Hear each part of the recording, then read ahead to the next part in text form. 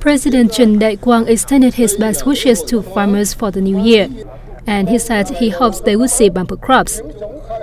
He reaffirms that agriculture always played an important role in Vietnam's national economy. And the ploughing festival was a traditional farming practice that promised bumper crops for agricultural production in the country. The festival originated in 987 after death during the Lý dynasty, when King Lê Đại Hành ploughed part of a field to pray for good weather and bumper crops in Nội Sơn Commune, Duy Tiên district.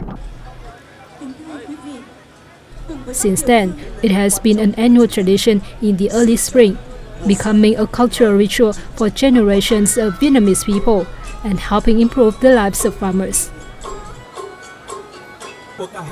The festival is expected to promote agricultural production, application of high technology, and comprehensive development of the sector. On this occasion, Hannan Province held a ceremony to receive a certificate recognizing the ploughing festival as National Intangible Cultural Heritage.